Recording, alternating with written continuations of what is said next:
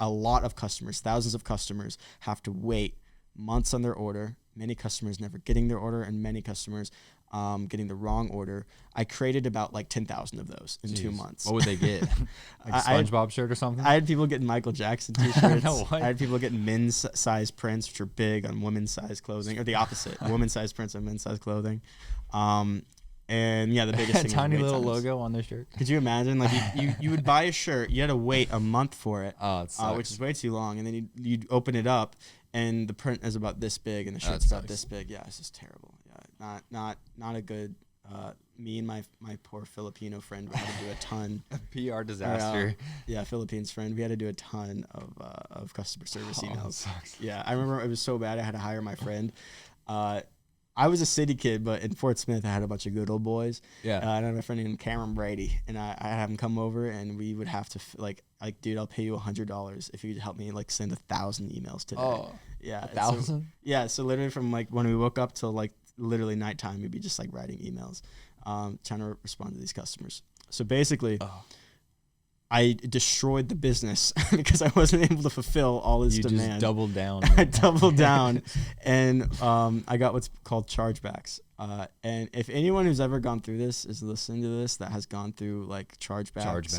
And what's called a hold, a PayPal hold, and payment processor hold, we could go on a vacation together and talk about it for hours, because it's a very interesting experience. What is it? It's basically you're only supposed to get less than like 0.2 to 0.5% chargebacks out of all of your orders. If your chargeback rate goes above that, you're what's called, basically they flag you, and they need a review to make sure your business is working.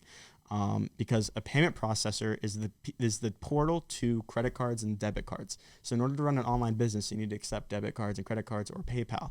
And so both PayPal and Stripe, Shopify Payments, via Stripe, they're the payment processor, and they give you access to their tools in order to be able to sell to customers and accept revenue in order to have them swipe the card, and they send that money from their card to your bank account. So they need to make sure they're working with good businesses that aren't scamming people, basically. Because they're on the line. Mm-hmm. Okay. Mm-hmm. If their chargeback comes and I jump out of town with the customer's money and I go to the Bahamas and they can't find me or track me down, it's out of their pocket that they actually have to pay the chargeback, because chargebacks are a very strict process in the bank and credit like sort of industry, where it's supposed to help against fraud, basically.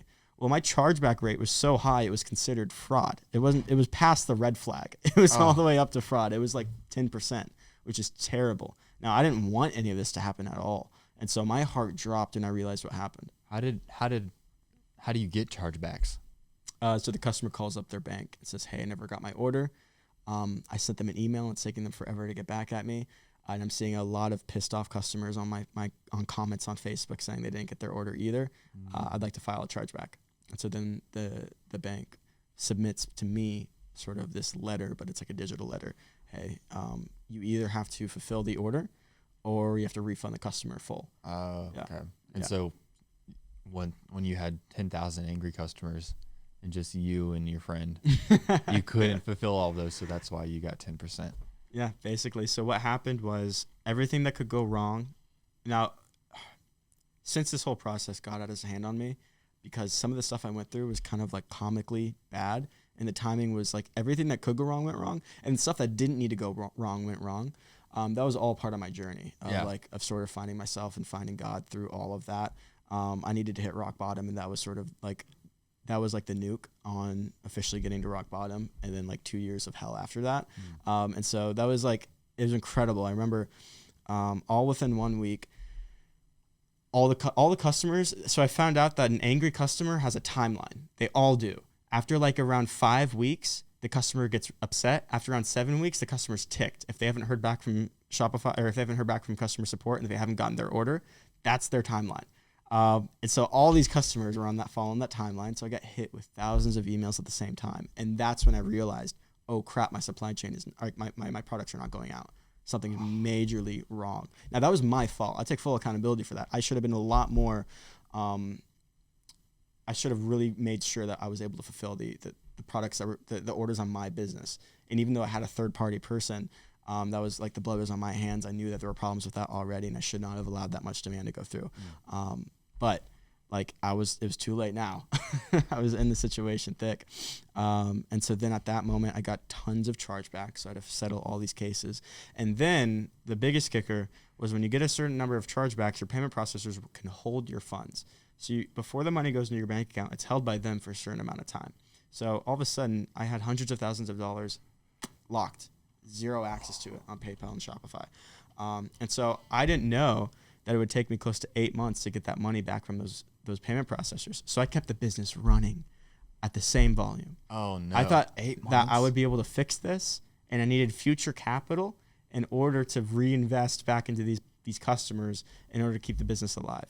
And so I was running the business, paying for the ads, paying for the product without revenue from the business bank account.